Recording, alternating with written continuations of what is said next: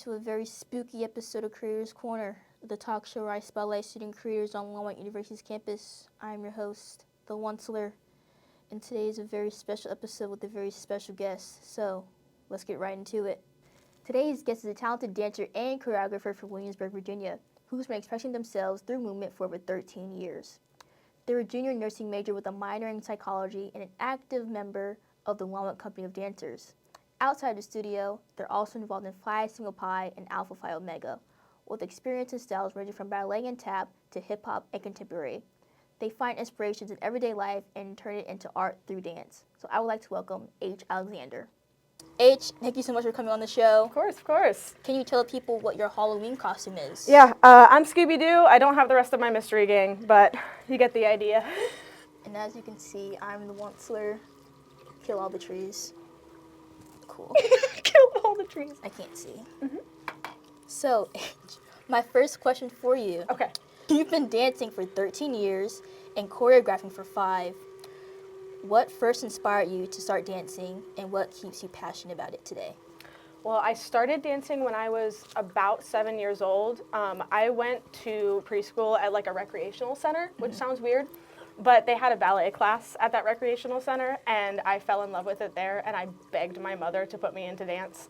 And so I started at a dance studio, and I started with ballet, and then I like progressively added on tap and jazz and all that kind of stuff, and I just fell in love with it. When I was old enough, I decided that I was going to student teach classes, and then when I was about 15, I was able to teach like the really little kids, like 2-3-year-olds, and I love being able to portray my emotions and everything through dance. It's a really big outlet for me, and I love teaching people and showing people my passion for dance, especially through not just like what I've done in high school, but now that I'm in college and I'm part of a dance company. Yes. So you mentioned that you often choreograph in your head when listening to music. Can you walk me through how an idea becomes a full piece of choreography? Yeah, so when I'm choreographing my dances, I never actually do it fully out, like not out loud, but I never actually do it. I do it all in my head, and then I just hope it translates onto the people. I really listen for like different accents in the music, and like all the swells and stuff like that are like a really big thing that I listen to. But I try to come up with like a basic concept of what I want something to look like, and then I give my dancers an idea of what my vision is, and then they kind of take it from there. Like, it's as much as it's like, yes, I'm coming up with the choreography, it's the people who are doing the choreography that really makes it the thing. So when I'm giving that choreography, it's the emotion that they portray when they're doing that really pulls it all together.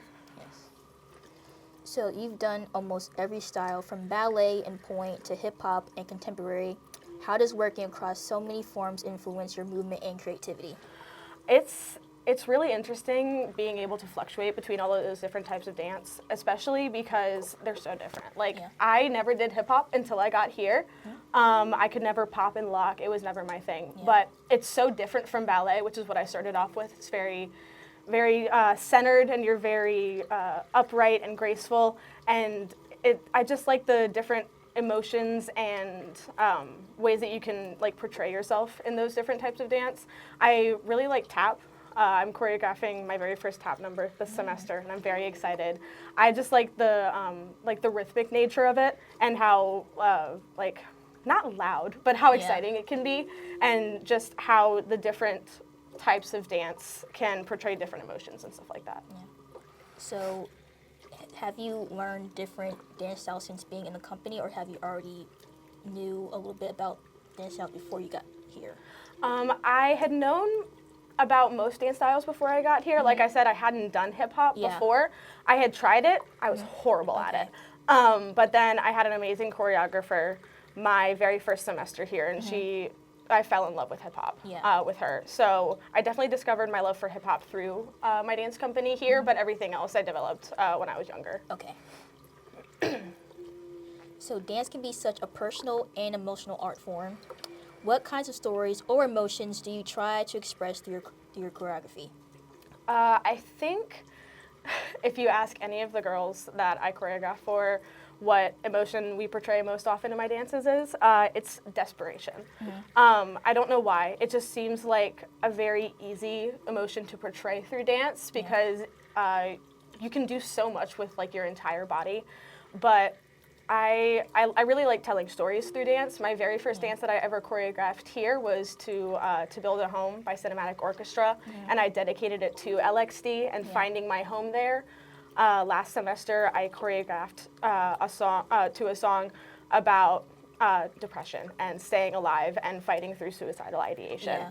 And it was very personable to me. And then this semester, I'm choreographing a dance that surrounds my identity and who I am and how I've fought with that my entire life. Yeah. And although it's not going to resonate with everybody, everybody is able to interpret my dances in the way that they want to, which is something that I love about music and that I love about dance, is that you're able to take it and make it your own. So as a nursing major involved in several organizations like Phi Sigma Pi and Alpha Phi Omega, Yeah. yes. How do you find the time and energy to stay creative and keep dancing?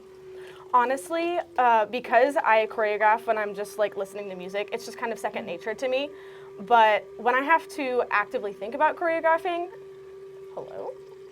when I have to actively think about choreographing, it doesn't go as well. Honestly, I will come up with my best ideas in class or when I'm sitting at the front desk at like the apartment complex. Yeah. But just allowing myself to sit and listen to the music over and over again and just not forcing myself to come up with anything, because if you force yourself to come up with something, it's not going to be as good. Yeah. You have to let it come naturally. Yeah. And my last question for you, what does being part of the Longwood Company of Dancers mean to you, and how has that community shaped you both as a dancer and a person? LXD was the very first organization I ever joined on campus. I learned about it through somebody who went to my old dance studio as I was applying to Longwood, and I immediately showed interest. I texted the Instagram, I was like, oh my gosh, when are auditions? I want to go. Yes. And I found my very first Longwood community there. Dance is a coping mechanism for me. I have struggled with a lot of things in college. I have struggled with my mental health. I've struggled with a lot of things, but dance has always been there for me. And these girls that I dance with have always been there for me. And it's just an amazing community. We're quite literally just a family. It's not like a bunch of random people who, we're just together and we dance and then we walk away. No, we're talking constantly, we're hanging out constantly, and we just build that connection, and we have that connection through dance because we share that together. Yes. And it's really impactful, especially because it's now my 5th semester in this dance company, and I've met so many amazing people through it, and just knowing that we're all like relieving our stress together and doing something that we love is amazing. Cool. H, thank you so much for coming on. I greatly appreciate it, and I hope you have a safe and fun Halloween. That concludes this episode of Creators Corner. Be sure to follow H and the Longwood Company of Dancers on Instagram to see more of their performances and creative work. And don't forget to like, comment, and subscribe for more stories from talented student creators. And I'll see you in the next episode, and have a happy Halloween.